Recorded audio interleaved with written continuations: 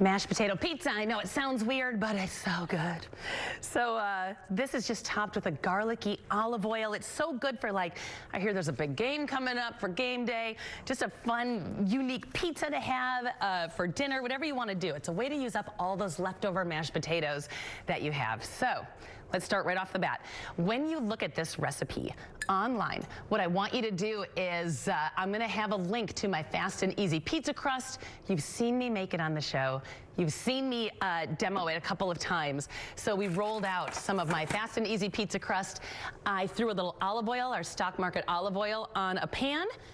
Throw it on. So we par bake these. So Sarah made it this morning, rolled it out, threw it in the oven for like, I don't know, 8 minutes till it gets light golden, because everything we're going to top it with is cooked already. So then it just needs to heat up.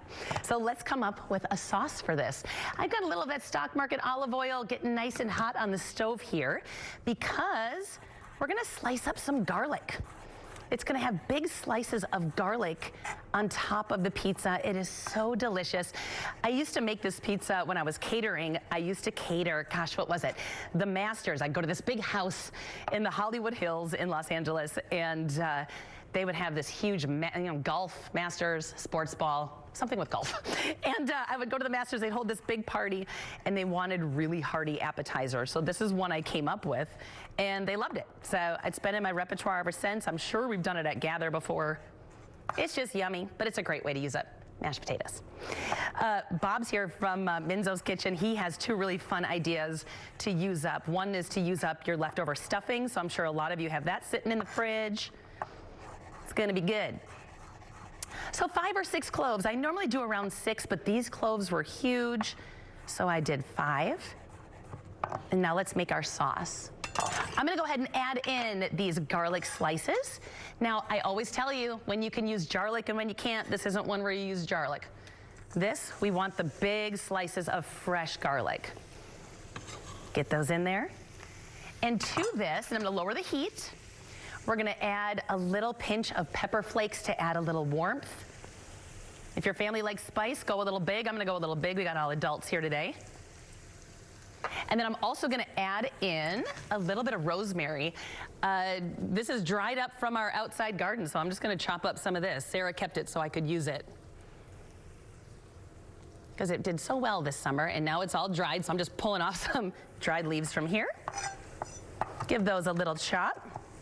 But just any kind of dried rosemary you have. And we're gonna add that right in. And already this garlic and the chili flake just smells warm, fragrant, delish. Give that a little stir.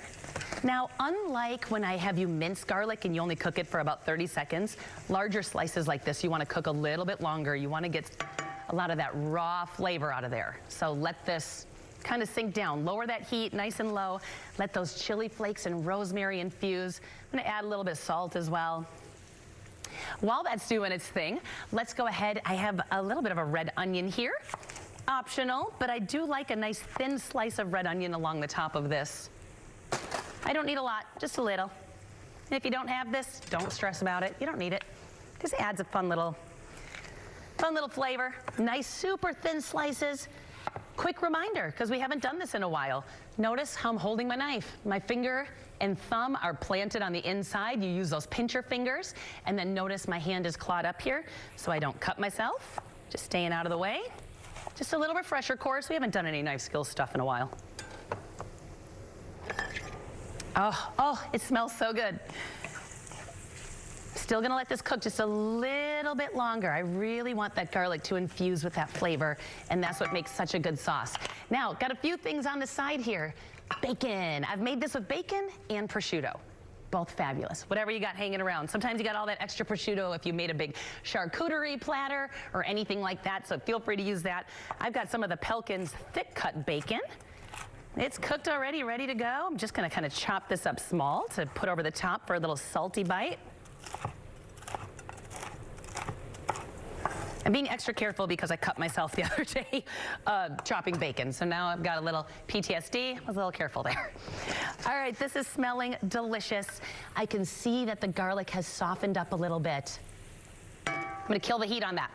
All right, so I got most of my ingredients here, and then also Brussels sprouts. If you have leftover Brussels sprouts or you wanna grab just a few from your grocery store, all I did was just pull off the leaves. Just pull them off. That's gonna be our garnish. Let's show you how to build this now. I'm gonna take one of my crusts. We're gonna hit it with about half of this, because I'm gonna use the other half on the other side. Right over the top here, that infused olive oil is what's going to be our sauce and flavor it up. Just kind of spread this around. Oh my gosh, it already smells so good. All right, so once that's spread around, leftover mashed potatoes. These are a little bit darker because we did the brown butter mashed potatoes last week. We kept it to use for our leftover show today. So take your leftover mashed potatoes, give them a smear. Just a nice thin layer. I know you're looking at me like I'm weird right now. I just need you to trust me. They just turn out so creamy and so super delicious. I can use a little bit more here. And just kind of hit everything. Oops, see that little piece of garlic fell off? Not on my watch, honey. Get back up there. All the garlic. I'm gonna pretend that off to my left here, the cutest alpaca didn't just walk in and all I wanna do is ditch you all and go pet this. I'm not going to. I'm gonna finish this really hard though, just letting you know. Okay, we're gonna go ahead and do a little bit of our red onion over the top. A little bit of sliced shallots on this would be great too if you got some leftover shallots. Oh, hi, honey. I'm taking an alpaca home, no one tell Tommy.